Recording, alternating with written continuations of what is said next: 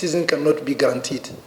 So, Mr. Speaker, knowing the reality that specialist training is very vital to the overall progress of healthcare and nation at large, he has someone that we should meet today, brainstorm, and address all issues that have to do with specialist training in the country. And I think we have done that. Some issues that cannot be resolved within this meeting, already we have formed a subcommittee that is going to sit down, review them, brainstorm, and report back to the Mr. Speaker in the next 1 week. I do hope with this giant stride taken by Mr. Speaker, the issue of specialist training in medical practice will be addressed. Finally, I want to thank you very much, and I also want to remind you that the resolutions that are within your ability and capability to carry it out that we have agreed today, please, as much as possible, try to sustain them. And then for the unions, the Association of Resident Doctors, we have resolved all issues that are pending that has to do with specific hospital should be directed to the Chairman Committee of CMDs.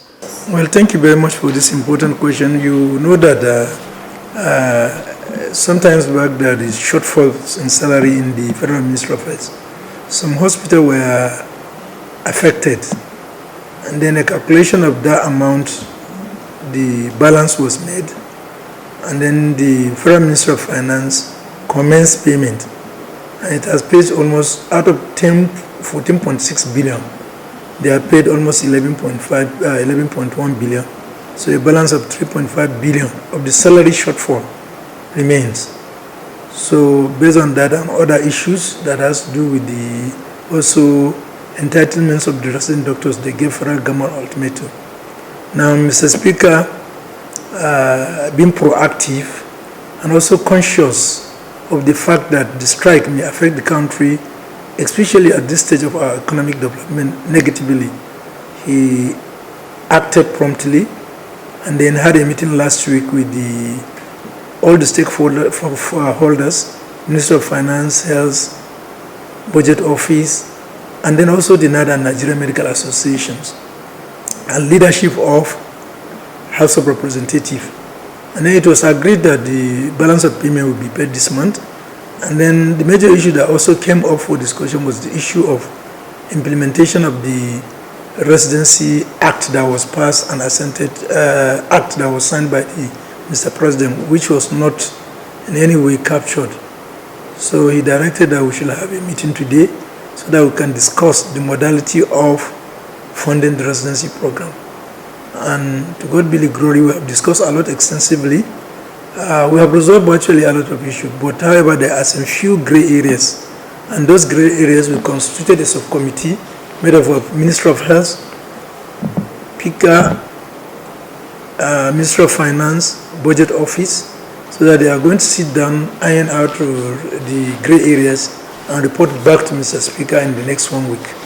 So that's the outcome of today's meeting. But by and large, it was a frank discussion, and we were able to address a lot of issues, especially as it has to do with termination of appointment of resident doctors, which is one of the gray areas. We have all agreed that henceforth, all termination should be suspended until the National Postgraduate Medical College of Nigeria, which is the regulatory body of residency training, comes out with a guidelines on how to terminate resident doctors, which we have also given them a timeline that this should be available online before the end of October. Yes, luckily for us, even before this meeting, just a few days ago, the Committee of CMDs and the Committee and the National Postgraduate Medical College of Nigeria also met on the same issue. But the only issues that was not raised in that meeting was the issue of timeline. And we thought that rather than leaving it open, we should give them a timeline. And the Committee of CMDs agreed that with data they would submit to the National Postgraduate College, they should be able to be produced in the next few weeks.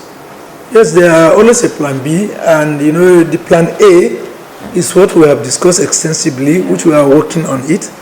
The plan B is also for the stakeholders to go and meet and come up what will serve as a temporary measure before we execute the plan A. The plan A, as we discussed, it requires a lot multi-sectorial sectorial involvement.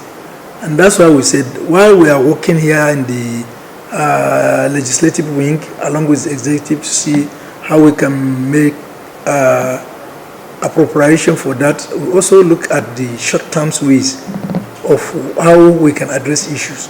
And by and large, why we have all issues before was the issue of suspicion. NAD, not only NAD, but actually all the associations under the Ministry of Health, some of them are not carried along. But this is a frank discussion, and they have been given also directives to also monitor the development. So where there is sincerity, and people see that you are really acting on what you have agreed to do, now they will understand why you cannot achieve what you want, and they should also be reasonable enough to listen. But I don't think the stakeholders that we have put together will not be able to address the issues at stake. That I have assurance.